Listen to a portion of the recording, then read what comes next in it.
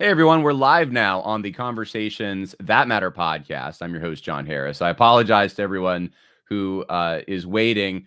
I should have made more clear that this was Eastern time, and doing all these podcasts across time zones does get confusing. But we're live now. For some of you, this means your lunch break. For some of you, you're just getting up.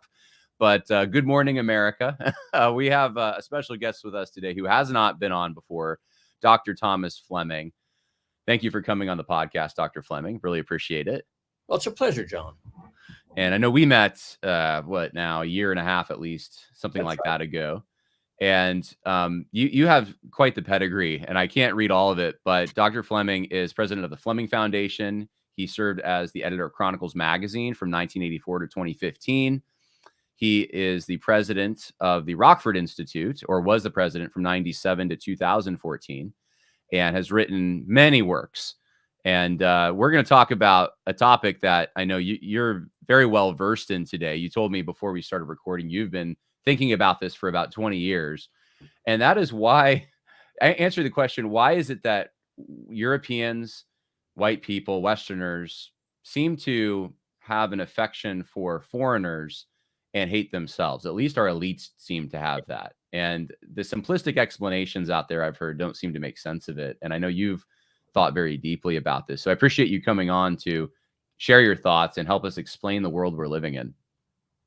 Well, it is an odd phenomenon, because if you went around the world, say 200 or 300 years ago, and even today, if you go to rural areas, I spent a lot of time in Italy, and if you go to an Italian village, not only do they know Italy is a better country than every other country, and their region of Italy, whether it's Lombardia in the north, and I covered their separatist movement for years, or in Sicily, they know that their region is the best. And not only that, they know that their village is the best, and that their part of their village is the best.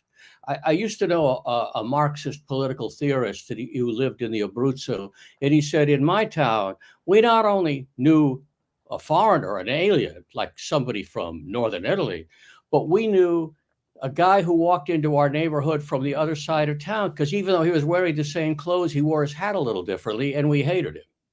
Now, okay, hatred isn't nice, but the fact is, if you really love who you are and who you belong to, and you love your family, maybe the greatest Christian poet of all time, Dante, he refers to relatives and friends as I miei, my folks, my people, mine. Now, this is normal. This is how we're constructed by our creator, to love our own. And so when you have a whole civilization, which for about 500 years has been teaching its best and brightest to despise themselves and to look elsewhere, whether to primitive societies in Africa and South America, or else to Asia, as superior, this is extraordinary. And it begins, like so many things begin, in our world, it begins in the Renaissance, when people wanted to escape the power of Christianity, because, priests and Lutheran ministers and Calvinists, they disagreed on a lot, but they agreed that we have a moral nature and moral obligations. For example, one man, one wife. Well, if you're a rich playboy, this isn't very attractive.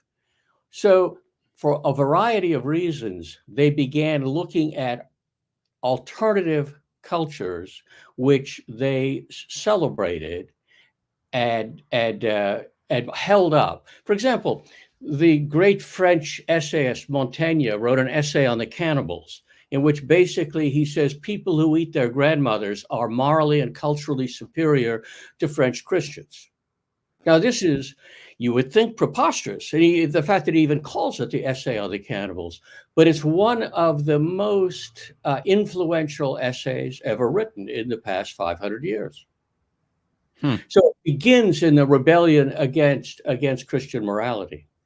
Now, one of the things I've seen, one of the explanations that seems a little more sophisticated, says that this all started with post-colonialism and Edward Said's, if I'm pronouncing his name correctly, his essay Orientalism. But you're saying, no, this goes back way farther. You see, Said, with his Said comes up with this theory, which is a very derivative theory. He was not an original thinker at all. That Western man has an inferiority complex, so we have to go around beating up other people, yellow people, black people, brown people. It's, in his case, he claimed to be Palestinian, though he had never actually lived in Palestine. Very funny. But his arguments, and then before that, it was largely a question of anti-white colonization of Africa and bringing slaves to the New World. And this was the dominant idea before Said. Before that, if you go back to the 1920s, even, a group of surrealist intellectuals, they were mostly communists in France, they denounced Paul Claudel, great Christian poet and playwright who was ambassador to China. Claudel had made a statement saying that his object was to defend Christian civilization and everything in the West. The surrealists in the late 1920s came up with a manifesto saying there is nothing good in the West. I've never heard this. Wow. Christianity is a poison and it needs to be eradicated.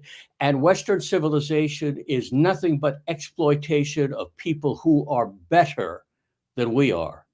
Now, the thing is, these surrealists were coming in a very long tradition.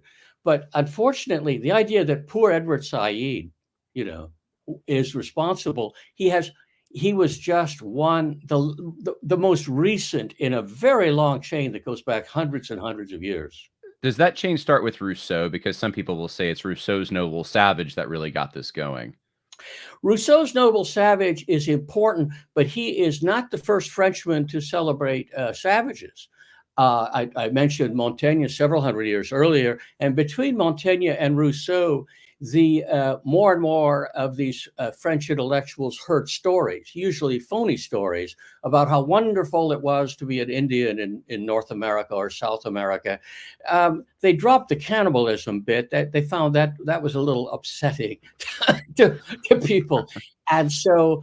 But writer after writer, and so it would either be American savages, or there's all these plays in, say, 17th and 18th century France, plays, poems, books, in which a Persian or Chinese comes to Paris and they write witty, ironic things about how crazy the lives of Western Christians is.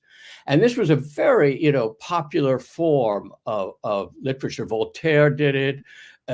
Montesquieu did it. I mean, it was just a way you could show you were very clever. Some of the books, like the Persian Letters, are actually pretty funny because it's a two-edged sword.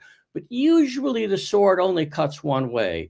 Our world is absurd and stupid, and everyone else is smarter, better, more moral, more creative than we are. And the defense of Indians that is mounted.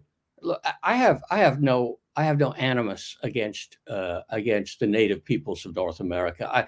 When I was growing up in northern Wisconsin, we had friends who were tribal Ojibwe. It was a fishing guide who took us everywhere. Wonderful man.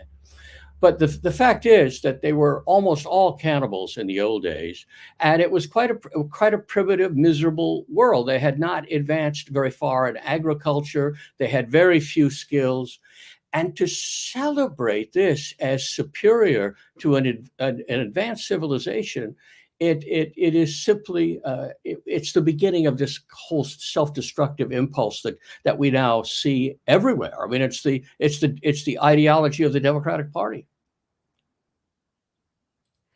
So then, would you say this is a French project then, to this self-hating European, like did it spread from France to other places? What explains it? What are the origins of it? It doesn't start in France, actually, but since France was the dominant cultural force in European civilization from, say, the 16th century to the early 20th century. Anything that was getting popular in France would be spread to England and then to North America. And so the French were it. If you couldn't speak French in 1850, you might as well hang it up, because you're not going to go anywhere or do anything.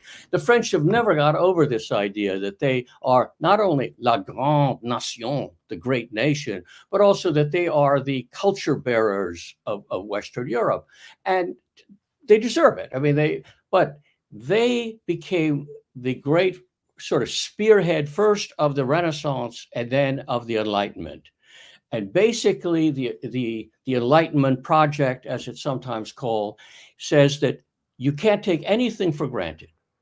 Everything is open. It is up to you as the individual thinker to, first of all, eliminate all tradition, all faith, all moral givens, and then you then systematically build up the world according to what you see it as. And this is Descartes.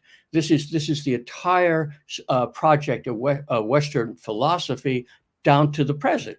Philosophy has become a very destructive discipline because it teaches children to doubt what their parents and grandparents tell them. Before you can go through a period of doubt, you have to have a period of certainty. Before you can study other cultures, you have to be at home in your own so that you have a place to stand.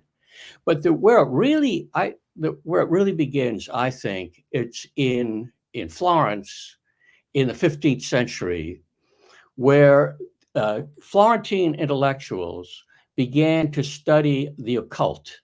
And when they studied the occult, like writers, these were writings that were supposed to be by ancient Egyptians, ancient Persians, and Babylonians.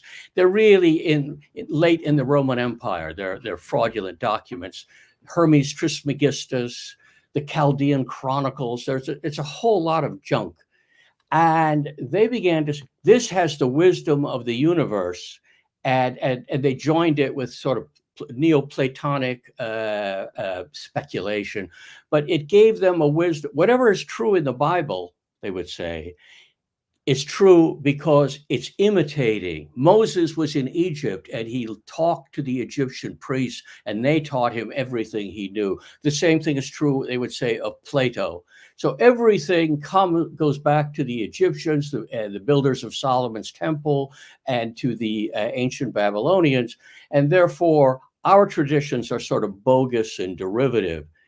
And it's a very dangerous and evil project, because basically what it taught you is if you learn magic mumbo jumbo, you can escape the demons that you have to get past if you don't want to burn in hell forever. So it's a get out of hell free card if you learn this system, and how it could take over the most brilliant, intelligent people of the period. It's sort of amazing, but it does. And Florence propagates it.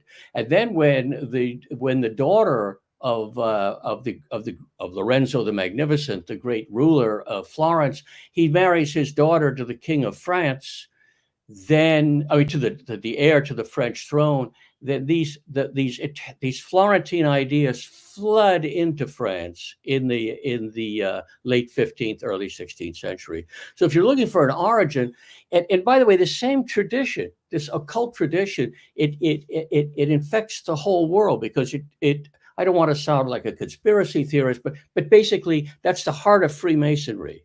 In other words, that the builders of the pyramids have a secret wisdom, and that has been passed down to the Masons, and eventually, if you went up all the degrees of Freemasonry in the 18th century, you realize that all rulers were evil, all priests were evil, all Christian religion was evil, and you repudiated it. And so essentially, you became a kind of pseudo-Egyptian.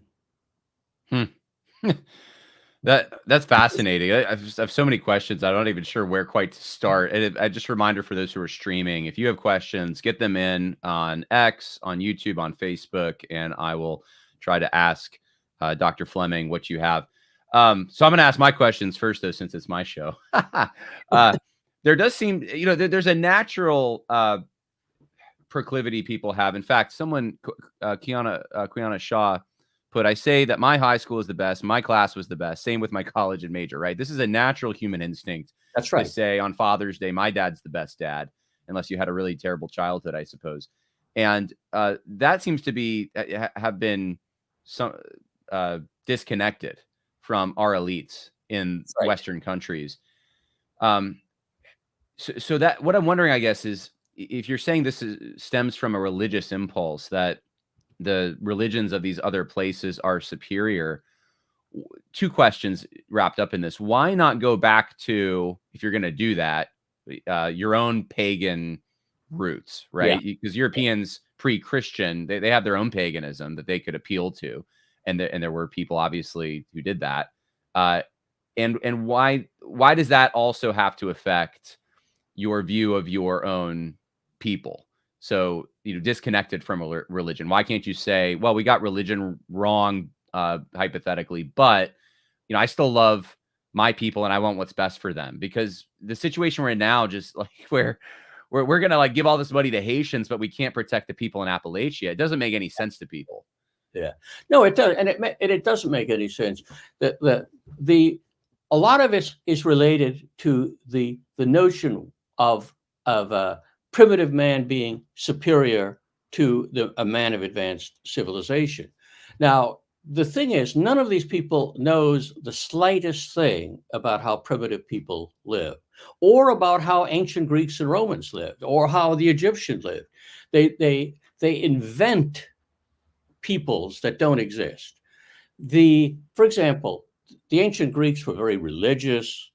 St. Paul goes to Athens and he says, "I can see you're the most religious people of all because you have a statue to all the other gods, and here's one to an unknown God." Now, Paul actually got it right. These were very religious to the point of fanatically faithful people into their own religion. Families were intact, parents were respected, all of this, and this is also true of primitive societies. But see, these people reconstructed it so originally. No, fathers don't have any control over their children after the age of 12. You can do anything you want to do. So they invent other societies that is a model for them. And the model is everybody's equal to everybody else. Everybody's the same as everybody else. There's no difference between father and son. There's no difference between man and wife. There's no difference between male and female. And you can be anything you want to become. It's like there's an old Clint Eastwood movie called Bronco Billy, and in Bronco Billy's Wild West show, you can be what you want to be. Well, if we live in a society where we think people could change their identity tomorrow, and so in such a view, and again you attribute it to everybody else in the world but us. We have these hang-ups about mom and pop and grandparents and tradition and loyalties. No. We're the ones who are breaking all the rules. Primitive peoples in this sense, are much smarter than we are. They honor their parents. I once saw a dumb TV show. It was Red Fox, and his son is becoming entranced with everything African, and so he insults his father in front of African friends, and they say, "Oh, to be African, you must respect the elderly." Well, that's largely true. Our schools are designed to teach you to despise your parents, to despise authority, to despise hierarchy. No, and yet on the other hand, we create this artificial group we call experts. So if you pick up a daily newspaper today, "Hi, I'm an expert on nutrition," or "I'm an expert on relationships," it is a total goofball he's an influencer. And he invents a resume, and he starts saying preposterous things.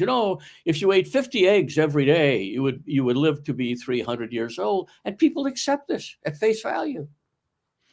So what you're saying, it sounds like, is the grass is greener. First of all, there's this when you don't understand something and you have a romanticized view of it, you tend to think it's better and superior. And it sounds like almost the dynamic that the North had after the Civil War, or the War for Southern Independence. I think you use that term more, but you had novels like Gone with the Wind that Northerners were buying up because they felt they had lost something in their own civilization and were looking for it. So that's kind of what you're saying, is there's this lostness that we have in the West, that maybe as a result of modernity, and we're looking in these primitive societies for what we've lost.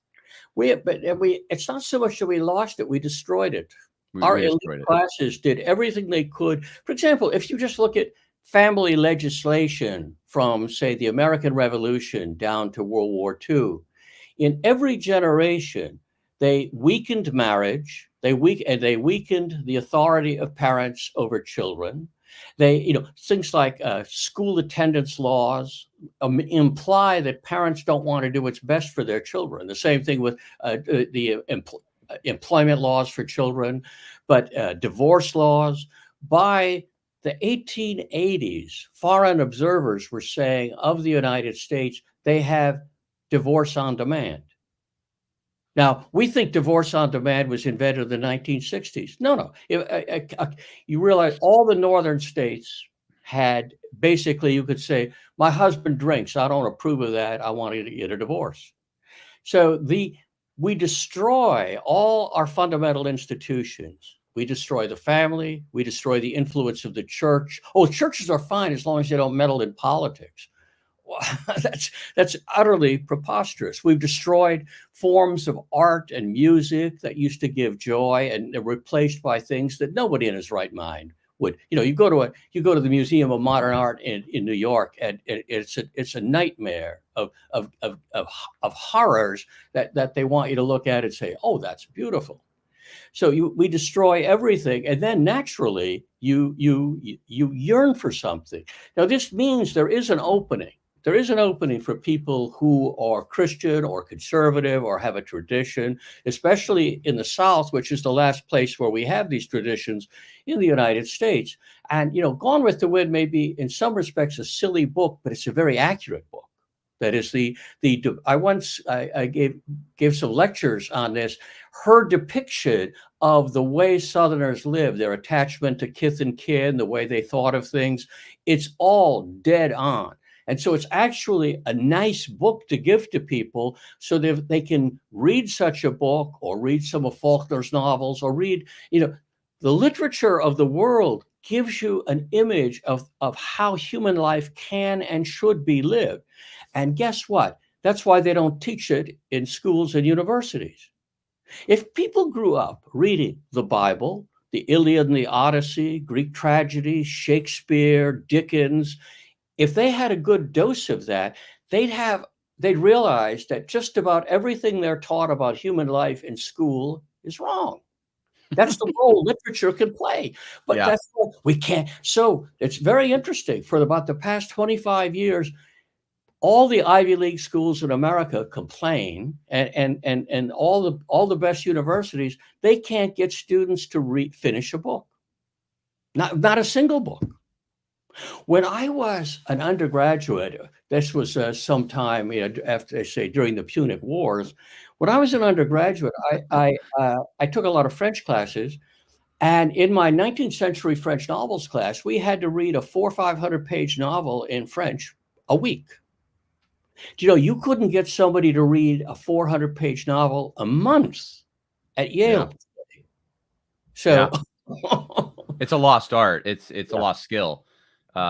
I'm going back, and I'm sure it's worse now, but 15, more than that now, I guess 16 or 17 years ago in undergrad. And I took an 18th, 19th century literature course, and it was a community college. That's where I started. And we didn't read hardly any classics. It was all, they tried to pick the trashiest novels from that time. We were reading like Moll Flanders. We were deconstructing, Pride and Prejudice and making Frankenstein a gay novel. And I mean, it was just terrible. It was just terrible. But that's why I tell people don't take English courses. English literature is great. My father was a great reader, and so I was reading this stuff when I was 10 years old. And so when I went to college and I had to take a 1 or 2 English courses just for me to require them, I can't believe people are sitting around gabbing about books that you should just read and enjoy and then move on and study something else. But now English literature and all literatures are used. If it's what you might call a book with traditional conservative values, if it's Jane Austen or Walter Scott, you either show that the author actually was meaning the opposite of what they Right. read, or that the author's a moron and these people are very evil. And those are your choices. The idea that you would read Pride and Prejudice and understand that this is a beautiful depiction of social and moral relationships, oh, that's impossible. These people didn't know anything. Yeah, yeah. I think we were told it was a feminist novel because women at that. I remember specifically, my professor said women at that time were just killed and left in the gutter, and everyone would pass them by, and no one. And I was like, where? There's no source. It's just, Yeah. Jane And Austen, though, she could see, and she wrote against it. the teachers who say this probably believe it because they themselves were raised in a system where they never had to learn anything about human reality. Yeah, yeah.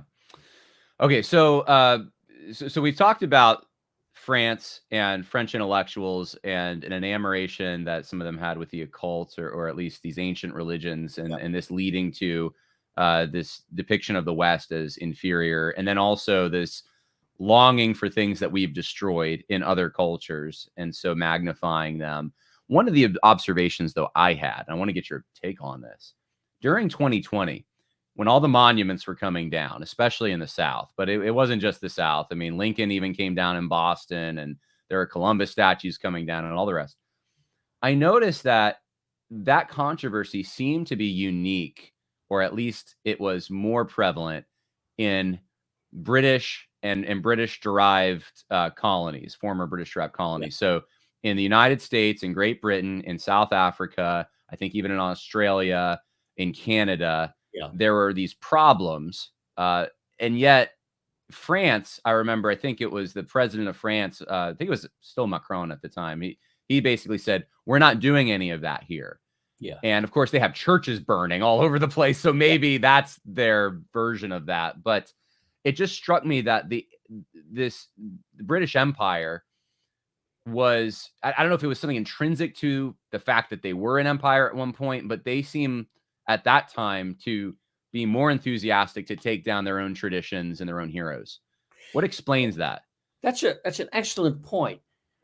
What I think one of the reasons for it is that the English, the Anglo-American tradition, which is also then the same as Australia and elsewhere, early on, it developed a kind of rational, revolutionary view of human society, and which by the Whig Party, and it became known as classical liberalism. Now, I have a lot of friends who consider themselves classical liberals, libertarians, and what they believe in is that human freedom is more important than anything else. And so, in order to gain human freedom, you may have to overthrow the king, overthrow churches, overthrow the authority of family, the wealth differences. Everything has to be made a level playing field. Now, that means that traditions are really just a record of oppression, people denying freedom to others. And of course, this is ridiculous. I used to spend a lot of time during the wars in the Balkans, during the breakup of Yugoslavia. I was there a lot as a journalist, and I got to meet the man who claims to be king of Serbia, and he was given back his palaces and things. And I went to visit him in his palace. And he is the legitimate. He's the son of the last king, and he's now given an honorary title of crown prince. And I was there with a few friends, and there were still communist monuments on his property. And of course, it was the communists who overthrew his father, destroyed Serbia. And so they asked him, well, why do you allow those communist monuments? And he said, I can't change history. History happened. It's real. And that's part of my life, and it's part of the life of my people. I can't eliminate it, even though I hate it. Now, he's maybe not the most brilliant person I've ever met, but the Crown Prince Alexander is not a moron. And he realizes that, yes, history is something that if you try to overthrow it and say it never happened, you can't learn anything from it. And it means you can't honor any of your ancestors. During the French Revolution, they not only destroyed some and blew up some of the most historic churches in Paris, they also went in to one of these churches, the Church of Saint Denis, and they defaced all the monuments of the early French kings because they're going to start with a blank slate, no more history. And in fact, they repudiated the very idea that they were French. They said the Franks were German invaders of a Celtic nation, and we're going to wipe out and the aristocracy are Franks, and the rest of us are Gauls. We're like the ancient people that Julius Caesar conquered. I mean, this is, first of all, it's preposterous history because they fused about 1,000 years ago or more. So, but the goal was to wipe out the past entirely so that they could build a new future. They did the same thing during the Russian Revolution. They wiped out all these monuments of Russian history. They killed the Tsar and his family, including children. And they it was Stalin who stopped it because he realized that if you couldn't continue this and fight World War II at the same time, and you had to bring the Russian Orthodox people back into supporting the country. I mean, he had at least a lick of sense. He had more sense than our leaders who they think you can run around first and destroy all these Southern monuments. Years ago, I was asked by the Washington Post to write an article with my friend Mike Hill, who started the League of the South. And basically, the article was on why the destruction of Southern monuments is defined by international law as cultural genocide. And that's what we're doing. And I said in the article, look, some of the evil Southern slaveholders are named George Washington, Thomas Jefferson, James Madison, James Monroe, the founders of this country. That if you want to honor the United States, you can't go around destroying monuments to the South. And that I said, the day will come when everybody's monuments, if you ever had a house servant, or if you ever got into a quarrel with an Indian, you're going to be dismissed from the historical record. And of course it happened. But yeah. It's this hatred of the past. If you have a blank slate, that means you can make people do anything you want to do. You reinvent human nature. And that's what Marx said. Marx said, man is the only creature who makes his own essence. In other words, other creatures are determined. A bear grows up to be a bear. A dog is a dog, but we can be anything. We can redefine ourselves. And so in the Soviet Union, that's what they tried to do. They redefined human society, human nature. You don't need extended family. You don't need property. You don't need social hierarchy. And in the end, a tiny part of the population, like 1/10 of 1%, owned and controlled everything. And that is exactly what goes on when you destroy your past in the name of liberation of minorities. No minority is getting anything out of this. It's only the people who own the country. They're the one who get everything. Yeah.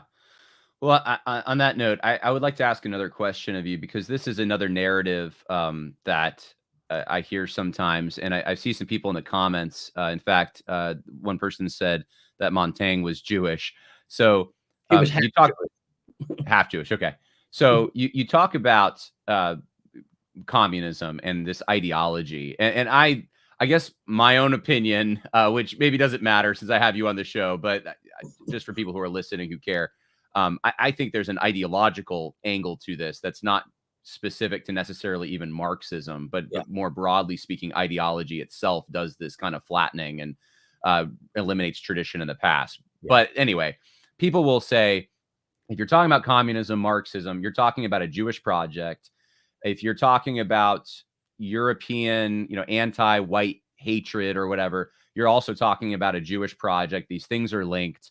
And it's because essentially Jewish people lived as minorities in these places, and there's a lot of resentment, and they want revenge because of the way they were treated. And so they're going to become the elites. They have strong in-group preferences. They're going to control things. And then that explains, a lot of guys online think that explains all the anti-white hatred that exists, which I don't necessarily see that, but I'm wondering, okay, so is that a contributing influence though? Are there Jewish people who feel this way and are trying to fuel this kind of thing?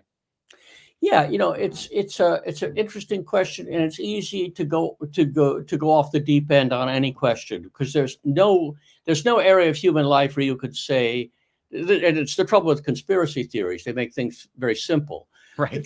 The fact that Montaigne was half Jewish probably is important to his dislike of Christianity, and he supported King Henry IV, who was indifferent to religion. He was a Protestant who, what he said, they'd said, look, become Catholic and you're king. And he said, well, Paris is worth a mass. I mean, a complete cynic. I found a reference to of an English travelers that I spent the Christmas. No, I spent Easter with the king. We celebrated the Eleusinian mysteries. I mean, the guy was an occultist. So anyway, my point is that the movement was not primarily started by Jewish people. However, it is also true that some of what people say is right. I mean, that Jews feel uncomfortable in societies run by non-Jews, just as Christians would feel uncomfortable in a society run by Muslims. Say Middle Eastern Christians really have access to grind both against the state of Israel and against Islam. And so they've been recruited over and over, but they are not the intellectual leaders who created this. These are largely ex-Christians who we have to accept. We have to learn to accept the responsibility ourselves. Sure, Jews have been recruited. I mean, Marx was Jewish. Lenin was at least partly Jewish. Trotsky was Jewish. But then you have to look at all of the great lefty revolutionary thinkers of the past 300 years, and Jews are only a small minority. And by the way, not the most important thinkers. Marx is a very derivative, second-rate thinker. You can see where he gets all his ideas from, and it's not from Jewish people. So there's an interesting man in Russia, a great mathematician, was a friend of Solzhenitsyn, Igor Shafarevich. I had the pleasure of having dinner with him in Moscow. And Shafarevich is hated by the CIA. They claim he's an anti-Semite because he wrote a book called Russophobia. And Russophobia is about, in Russia, the same thing that we're talking about today, Russian self-hatred of their own traditions. And he wrote a book, very smart book, of tracing it. And, about a third of the people he talks about are Jewish. And so he's accused. I've read the book. And it's funny because they don't publish a translation, but a friend of mine at the CIA gave me a copy of the book so I could read it in English. And in fact, it's a very sober, sensible book. And he never blames the Jews. But he points out that this tradition of Russian liberalism means we Russians don't come from this, like, we're not French. We have our peasant traditions. We are deeply Orthodox. We have all sorts of patriarchal traditions. And if you compare us to France and England, well, we're very primitive people.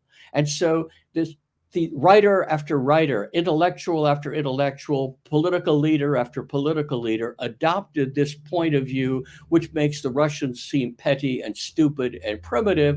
And of course, there were Jewish writers who subscribed to it. The Jews didn't invent Russophobia. They latched onto it, but they didn't invent it. And it's time to quit. Yeah, hold everybody responsible for what he does, but there's no point in trying to shift the burden off ourselves because we're responsible. Post-Christians have done this to us. Yeah, I actually, there was a Twitter thing a few weeks ago where people were saying basically all the immigration problems it's all Jewish. It's a Jewish project in America. And so I just asked a simple question: who let these Jews in? Yeah. Because at the beginning, I think I was looking at a census from 1790, and I think it said 500, probably Sephardic Jews, probably in South Carolina mainly, were in the country. And I'm thinking, so, obviously the immigration policy was crafted by Anglos, from the beginning. So, and by the way, a lot of the South Carolina Jews were very loyal during the war. Bernard Baruch, who was the richest man in America in the 1930s, a big advisor of Franklin Roosevelt, and obviously a Sephardic Jew. His father was a physician, but he signed up for the Confederate Army, and after the war, he even joined the Ku Klux Klan. There were Wow. Okay. life Talk about narratives not working. Clashing there. Well, was it who was the guy? Moses Ezekiel, right? He was Jewish, and they just took his statue from Arlington, and then Judah P. Benjamin was the Treasury Secretary of the Confederacy.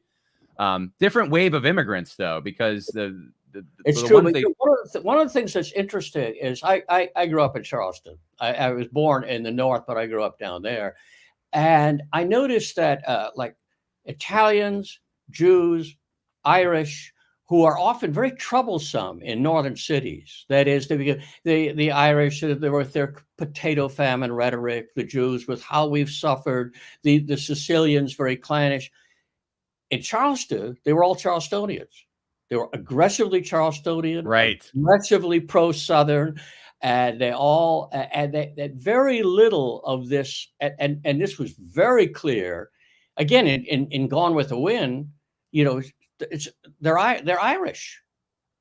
I mean, the Scarlett O'Hara, they're Irish Catholics, but they're ferociously loyal to the South.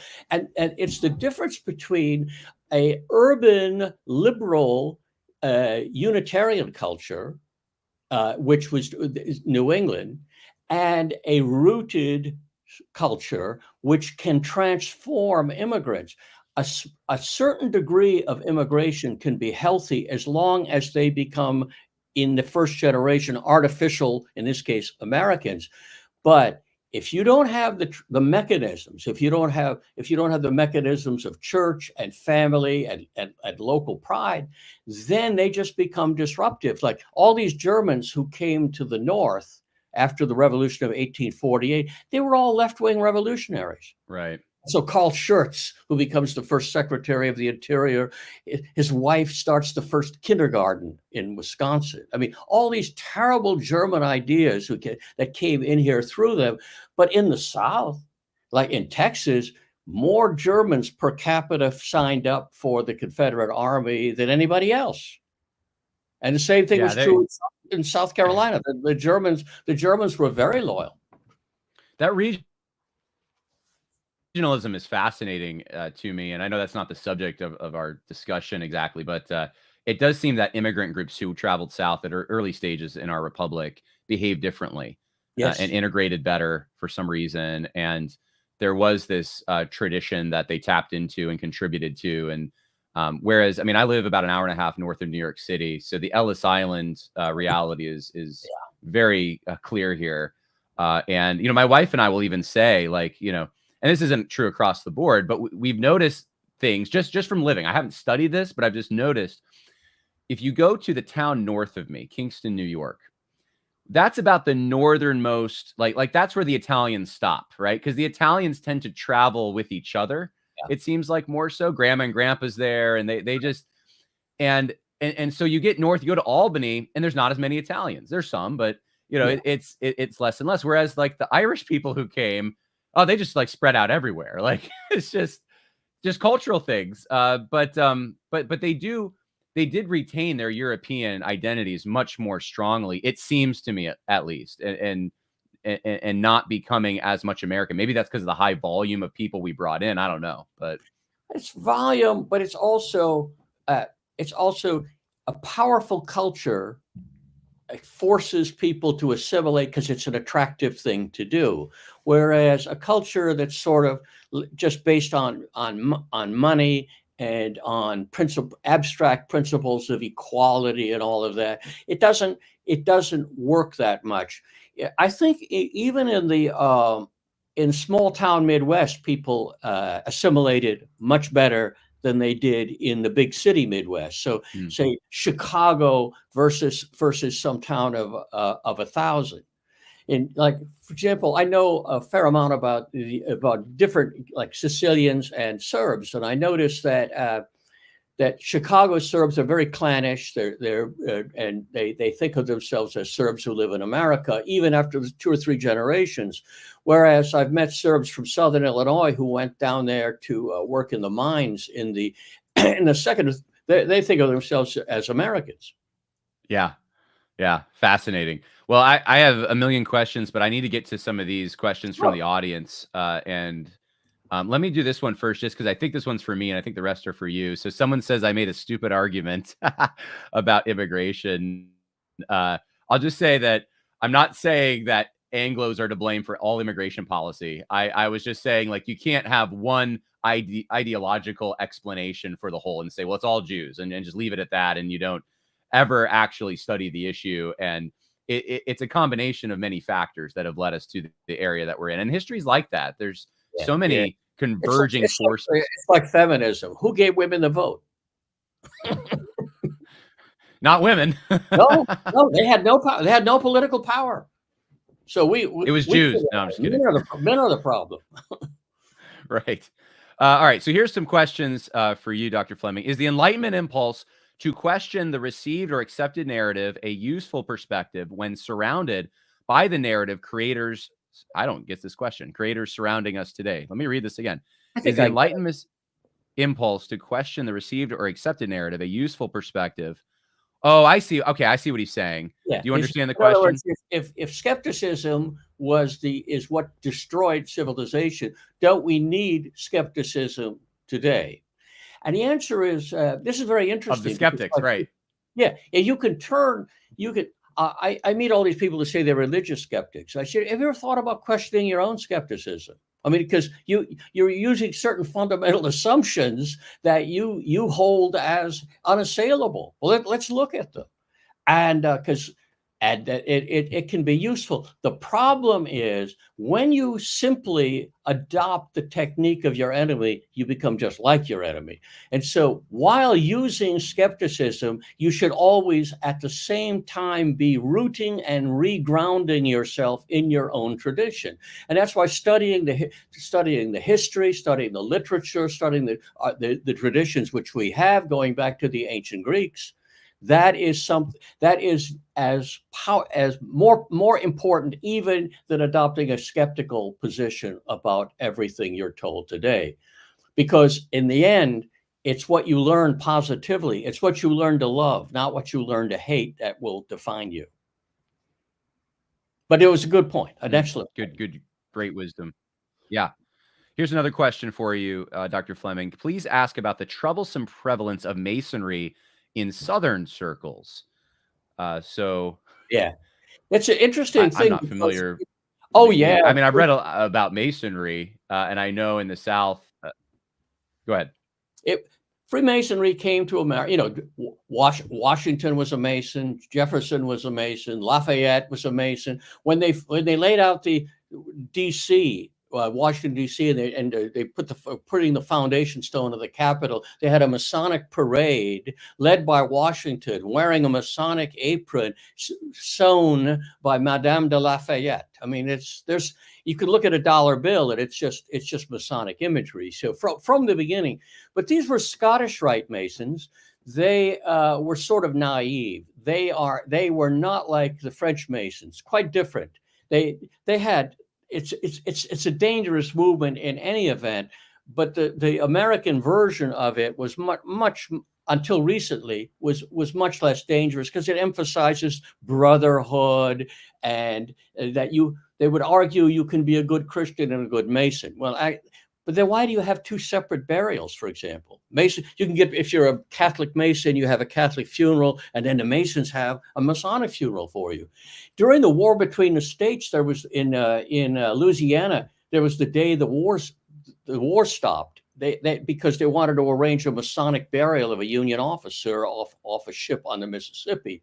So it is a problem, but most of the Southern Masons, like most of the old Yankee Masons, were pretty decent, solid people. You joined the Masons largely for social and economic reasons. Nonetheless, when you have a church, why do you need the Masons? Today, a lot of the Masons have got, like leading sort of intellectual Masons, have actually been going back to France and reestablishing ties with revolutionary Masonry, and it's becoming dangerous again. I think the Southern Baptists still condemn all Masonic affiliation, or at least they did when there were still really Southern Baptists left in America. Yeah, there's much more I would want to say, but I want to be respectful of your time. We have more questions. John says, "Good morning, Dr. Fleming. I have followed and read you since the beginning of Chronicles Magazine. I've always appreciated your paleo-conservatism, and I have, I think modeled is what he meant to say, modeled my life after your insights." That's very high praise. Well, thank you very much. Yeah. Elisa says, question. So is this also why many feel like going back to simple times, seeking the old days? I think this is back in our discussion when we were talking about Gone with the Wind and so forth. Is it running away from the reality or a real need to go back to the way things were? She raises this is a serious question, because there's what you might call the Amish temptation. You know, since everything in the modern world has gone to hell, then we should then dress like we should wear. I go to a church where I see a lot of people. The girls dress like they're in the Little House on the Prairie episode. They don't bathe as often, perhaps, as they might, and they're going to get off the grid and all of that. I don't think this is especially dangerous, but it's also not especially practical. You have to deal in the world that you're living in. When Christianity came along, in the earliest period of the Christians, you see, like, for example, there's a great apology written about 100 AD, in which is, we don't dress funny, we don't act funny, we're good citizens, we're good neighbors, we set an example to people, and all we do is men don't make love to men, and we don't kill our children. That's how we're different. But other than that, we're normal people. And I think that if you could buy a farm and live out on it and be self-sufficient, great. But very few people are qualified or really want to do that ultimately.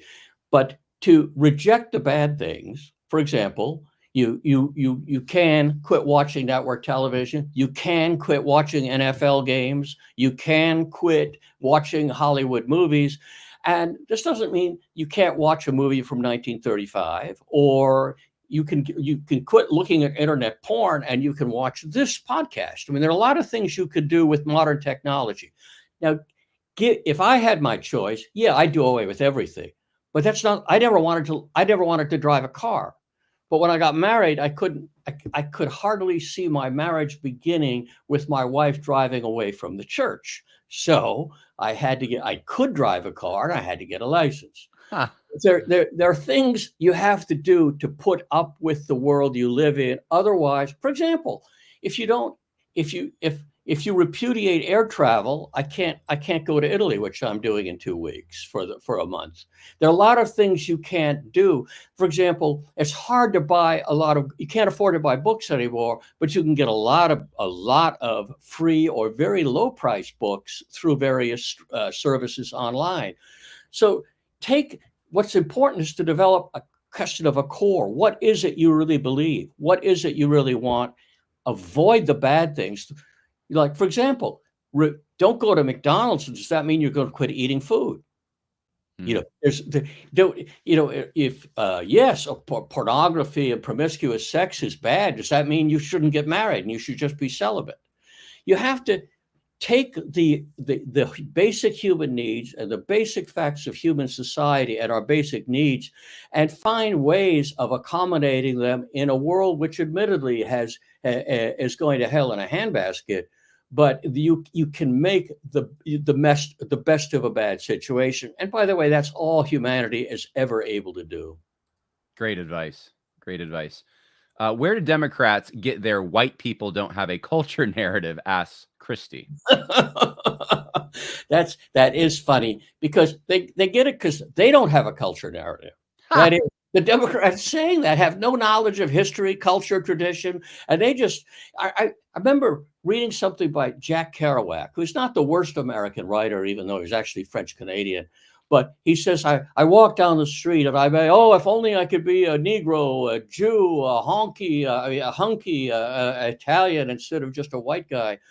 And James Baldwin, the black novelist, said, I wouldn't say those things in my neighborhood. But the point is that when we have stripped away our symbols, our culture, repudiated our tradition, when once upon a time, like even in my childhood, which is admittedly the 1950s, you had to read Shakespeare to graduate from high school. You had to read 4 plays. Now that's not a lot. You should have had to read 20, or at least 10. But the fact is, nobody reads Shakespeare. Nobody reads Milton. Nobody reads Homer. We have no knowledge of and we don't know any of our history and we used to have Independence Day. Now it's July 4th, which sounds like some revolutionary holiday. Mm.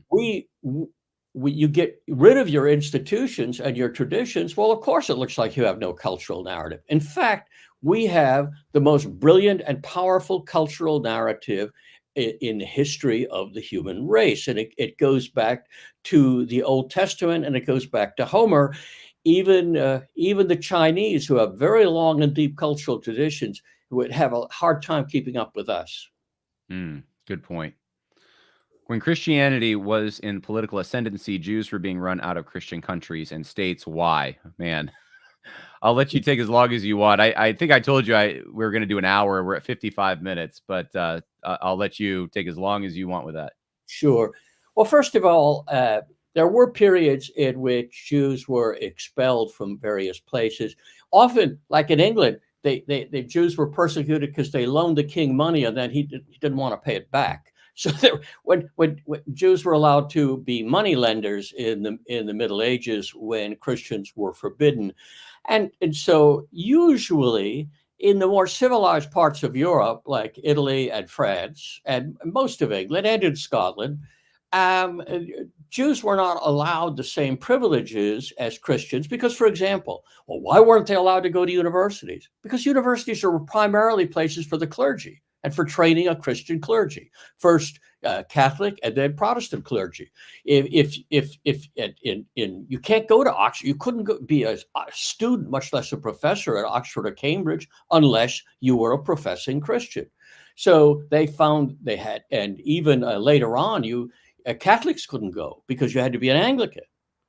So every society has not only the right to make its own rules and decide who is qualified for which position, but it has the duty to do that. It's got a duty to say what women can do, what men can do, what children can do, what citizens can do, what aliens can do.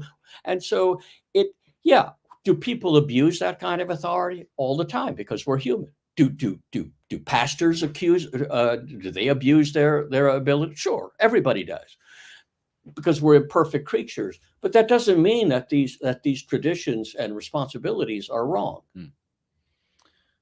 Question: what is the best introductory book on paleo-conservatism? Don't waste your time on that. I mean, look, I think I have your book that you did with Paul Gottfried. Yeah, they might start with that. We invented the term.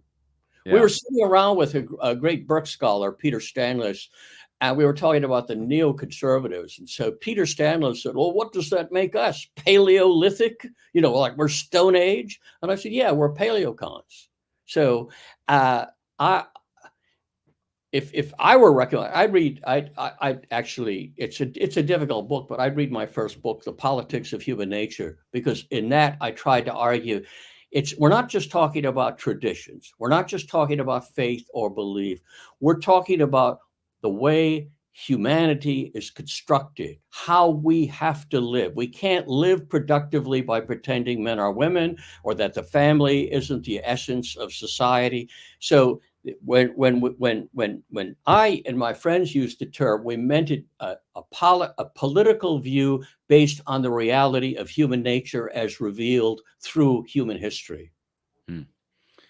Big Yehuda says you should call it the Neanderthal right. I don't think that's going to catch on. No, I don't think so. The Neanderthals are not very attractive people. The thing about human nature is the same everywhere, the basics, but that's like saying, that two pianos are the same, but when I play the piano, and when a great pianist plays the piano, it's different. So different societies have evolved and created very beautiful things with art and music and philosophy and theology, all sorts of wonderful stuff.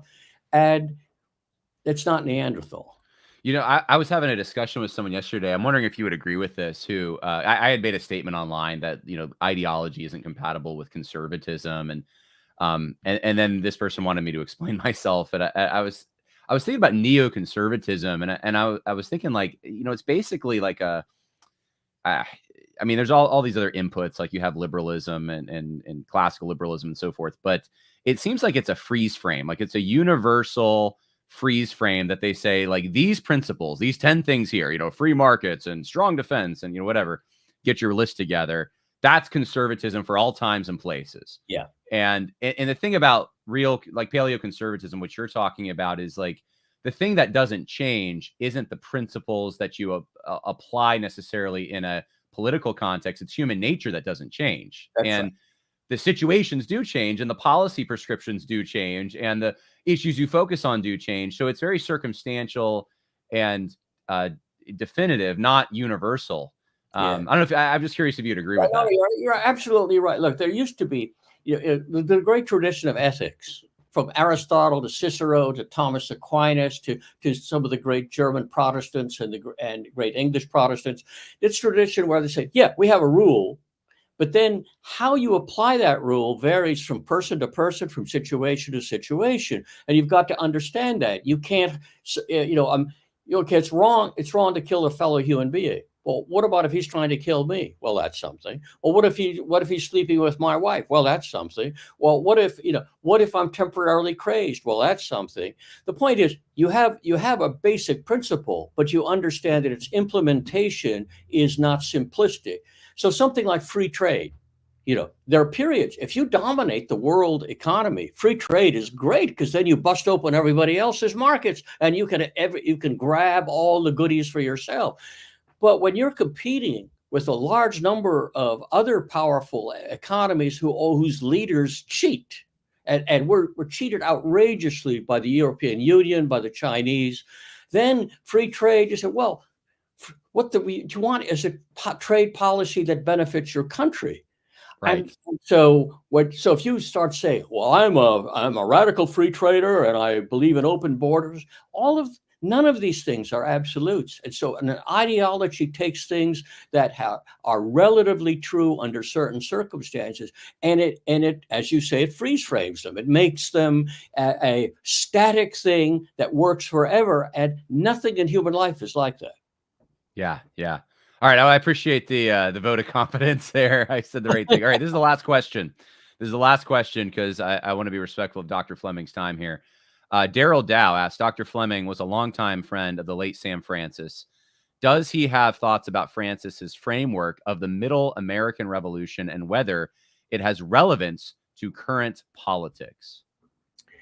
It does and it doesn't. The obviously, Sam and I had known each other even since graduate school. I didn't know him well, but we had lunch and met a couple of times then, and we were involved politically for a long time. Sam believed that that Middle America, that is parts of the South, the West, and the Midwest, were basically being ruled and exploited by people on the two coasts who were not overeducated, but they were overschooled, and they had simply monopolized all power and were exploiting the rest of us, and that periodically the Middle American radical element would rebel, sometimes on the right, sometimes on the left, but the populist movement, the progressive movement, all of the Wallace movement, all of these things could be seen as Middle American uprisings.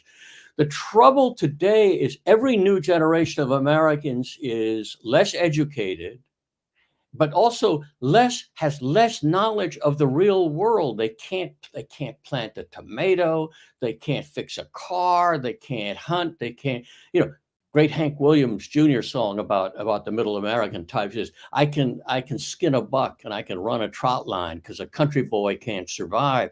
How many of those country boys are left? When I go back south, what I see is a bunch of bubbas living in trailers and running meth labs. So a lot of the element, of the core element of what would be the Middle American Revolution has been rotted out. And on the other hand, a lot of them are suckers for things like Fox News and other really completely implausible sets of liars that you get in the media. Tucker Carlson, these people, they Carlson, is a pampered member of the old elite. His father has worked for the Council on Foreign Relations. Good grief! But if you fall for these gurus and talk show hosts, and you write nasty things on the internet all day long, you're not going to fight a revolution that way. And what we need is to restore some of the sanity that used to be in Middle America, in Middle American families and communities. But as long as they keep watching the TV, that's not going to happen. Man, that is such a good point. We should probably just end the podcast with that, because that's I want that to sink in on people, because I've seen these conspiracies and just things that you can't do anything about practically with your like limited time that we have as humans, and people get sucked in and they'll spend days and weeks and years of their lives devoted to things that aren't really productive. And so thank you for making that point, that we need to be more productive. The old serenity prayer, Jesus, give me the serenity to accept what I cannot change, and then and in fact, you can't control who's president. You can't control who's governor. You probably can't even control who's mayor. You can put your own life in order, and that's the place to begin. All right. With that, thank you, Dr. Thomas Fleming. If you want to find out more about Dr. Thomas Fleming's work, you can go to fleming.foundation, and there's a number of resources there. Is there anywhere else you'd like me to send people, Dr. Fleming? No, that'll be a good gateway. Okay. All right. Sounds good. God bless. Have a good day.